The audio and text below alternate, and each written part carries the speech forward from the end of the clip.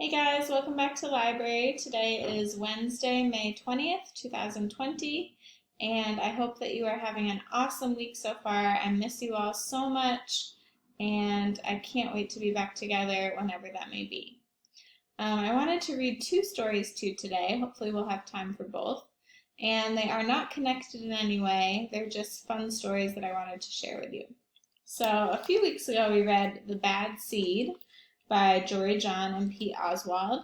And today I wanted to read to you The Good Egg, which is kind of like the second book. And I read recently that they came out with another new one called The Cool Bean. So I'm hoping to get that one for the library in the fall. So this one is called The Good Egg. And like I said, it's by Jory John and Pete Oswald. The Good Egg. Oh, hello. I was just rescuing this cat. Know why? Because I'm a good egg. A very good egg. It's true. I do all kinds of good things, like I'll carry your groceries, I'll water your plants, I'll change your tires. If you need any help whatsoever, I'm your egg.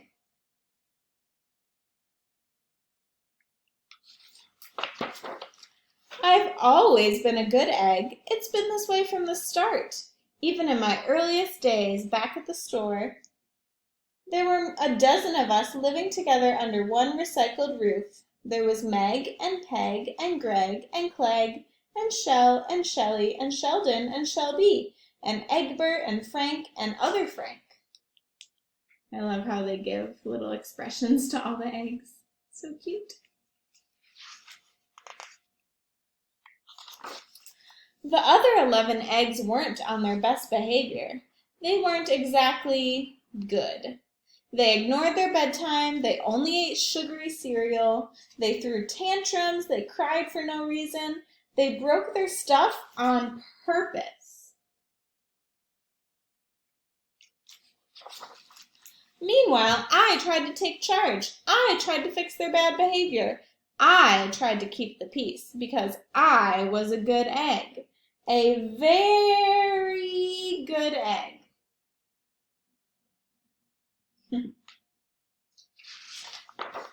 Nobody seemed to care, though. Every night I was exhausted. My head felt scrambled. Then, one fateful morning, I noticed some cracks in my shell. The sign says, "Kick me." They were everywhere. Oh no, you know what happens when an egg gets cracked? My doctor said it was from all the pressure I was putting on myself. The pressure of making sure everybody was as good as me. I was cracking up. Literally, something had to change. I'd had enough. Wow, that sounds very stressful. I told Meg and Peg and Greg and Clegg and Shell and Shelly and Sheldon and Shelby and Egbert and Frank and other Frank that I was leaving. I can't be the only good egg in a bad carton, I said. Blah, blah, blah, they replied. I left that night. Where do you guys think he's going to go? I wandered from town to town. The hours became days. The days became weeks. I lost track of time. I was alone. Out there on the road under the stars, I really tried to focus on myself and what I needed. And he grew a beard.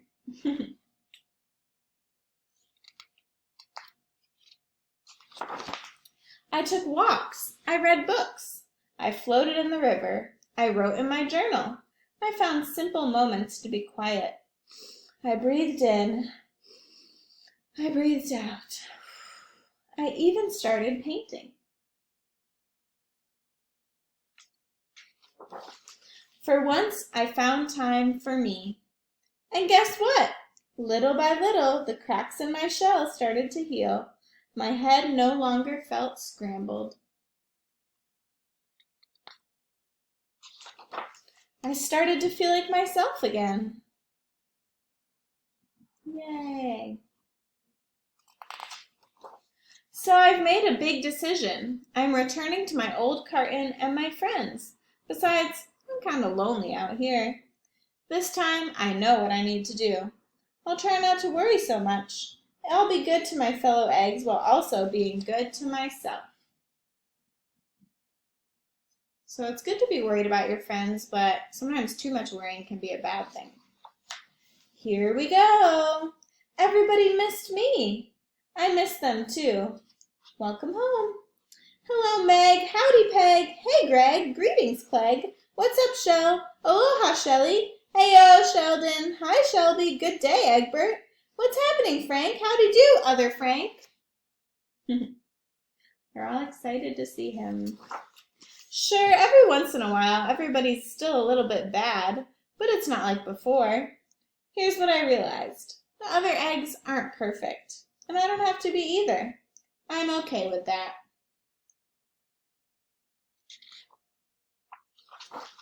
Yep, the old carton is back together. We're a solid dozen again. It's good to be home. The end.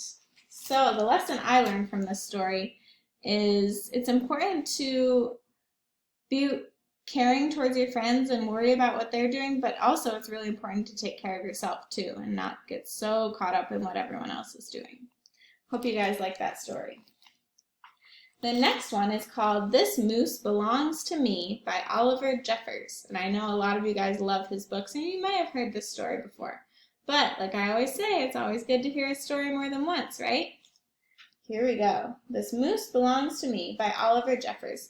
And a fun fact is that a moose is actually Mrs. Capello's favorite animal. And I've always wanted to see a moose in person. I never have, though. I never have yet. This moose belongs to me. Wilfred owned a moose. He hadn't always owned a moose. The moose came to him a while ago, and he knew, just knew, that it was meant to be his. He would call him Marcel. Marcel the moose. He began following Marcel, explaining the rules of how to be a good pet.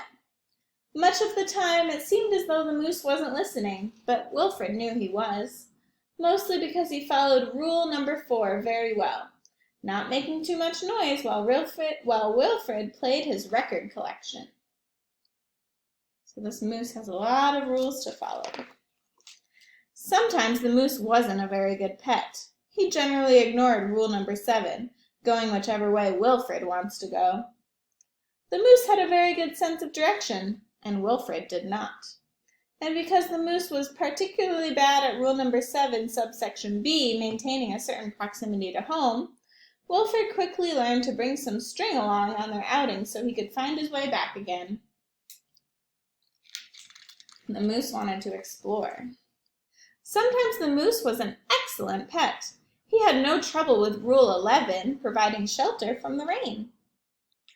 Or rule 16, knocking down things that are out of Wilfred's reach. Good work! He knocked down an apple for him. One day, as Wilfred discussed their plans for the coming year on a particularly long walk, he made a terrible discovery. What do you think he found? Someone else thought she owned the moose. Rodrigo, you're back! Wilfred was dumbstruck. This moose was Marcel, not Rodrigo. The old lady was mistaken, and Wilfred thought it only proper that he correct her.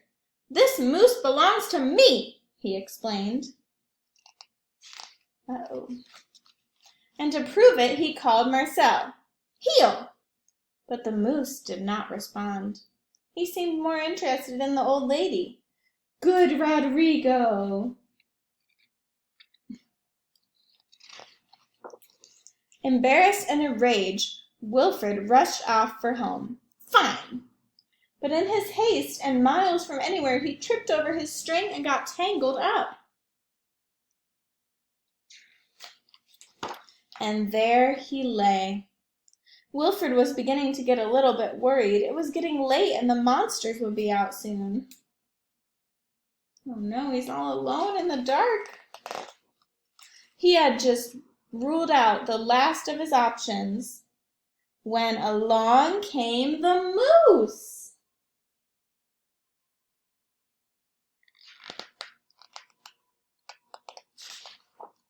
and performed Rule 73 brilliantly, rescuing your owner from perilous situations. Yay, Marcel! All was forgiven, and perhaps, Wilfred admitted, he'd never really owned the moose anyway. I love that beautiful illustration. With that in mind, he and the moose reached a compromise. The moose would agree to all of Wilfred's rules whenever it suited him. That means whenever he felt like it. Dominic, you're back and you brought me an apple! So this guy thinks the moose is named Dominic. Wow. Did you guys like that story? Do you think you'd like to have a pet moose? I wonder if that would be a good pet. I don't think it would. I think they really belong in the wild. All right, my friends, I hope that you enjoyed both of those stories today. I really enjoyed reading them to you. And I hope that you're finding lots of other books to read at home.